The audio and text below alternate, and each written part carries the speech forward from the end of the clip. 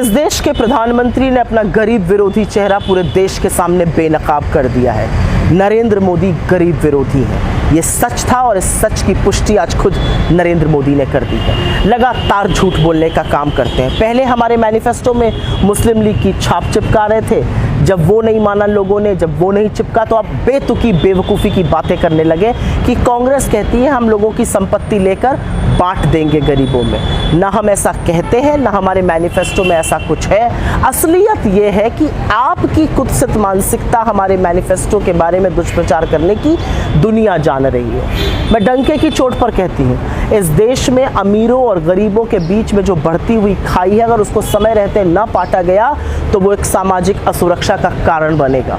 लेकिन उसके लिए हम नीति निर्माण करेंगे, उसके लिए हम ऐसी नीतियां बनाएंगे जिससे वो खाई पटे। उसके लिए हम गरीबों के, दलितों के, वंचितों के, शोषितों के हाथ में सत्ता की चाबी देंगे। संसाधन पर गरीबों का हक होना चाहिए और फिर वो गरीब चाहे सामान्य वर्ग के हों, चाहे पिछड़े हों, चाहे आदिवासी हों, चाहे दलित हों। इस बारे में आप झूठ क्यों बोलते हैं? असलियत तो ये है कि अपने 10 साल के शासनकाल में आपने इस देश के गरीब की वो उपेक्षा की है, उसको इतना प्रताड़ित किया है जिसकी कोई हद नहीं है। आपने गरीबों की जेब पर डाका डाला, उनके आटे, दही, पढ़ाई, दवाई पर जीएसटी लगाकर अपने अमीर मित्रों की तिजोरियां भरी। असलियत तो ये है कि आपने गरीब पर टैक्स की वो मार डाली कि आज 50% इस देश की सबसे गरीब आबादी 64% जीएसटी देती है। आप मेरे देश को इस कगार पर ले आए कि 1% लोग 40% संसाधन पर बैठे हैं। 22 लोगों के पास उतना पैसा है जितना 70 करोड़ के पास है। आप मेरे देश को इस कगार पर ले आए कि 20% मेरे देश की आबादी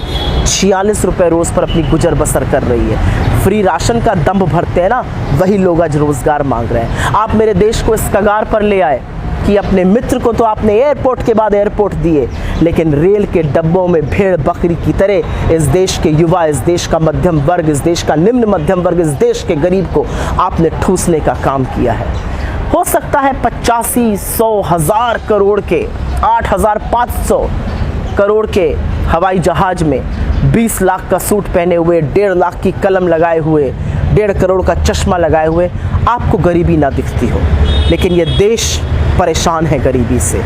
हर घंटे 2 किसान, हर घंटे 2 युवा गरीबी के कारण, आर्थिक तंगी के कारण आत्महत्या कर रहे हैं। तो हम प्रतिबद्ध हैं जातिगत जनगणना कराने के, आर्थिक और सामाजिक जनगणना कराने के, जिससे पता चले कि आखिर लोगों की हालत कितनी खराब है। तभी उनके लिए नीतियां बनेंगी, तभी उनके लिए योजनाएं बनेंगी, और ये योजनाएं गरीब, सामान्य वर्ग के लिए, आदिवासी के लिए, दलित के लिए, पिछड़े के लिए बनेगी। आप पूरी दमखम से झूठ बोलिए क्योंकि वो आपकी आदत है, और हम पूरी शिद्दत से, पूरी ईमानदारी से इस देश के अमीरों और गरीबों की खाई को पाटने का काम करेंगे, बिना किसी से उनकी संपत्ति, बिना किसी से उनकी आय छीने, क्योंकि ये देश 2 टुकड़ों में बट नहीं सकता है। इस देश में अमीरों और गरीबों के बीच में वो खाई नहीं हो सकती है जिसको बनाने का काम आपने किया है। आप गरीब विरोधी शुरू से थे, आज आपने इस पर मोहर भी लगा दी।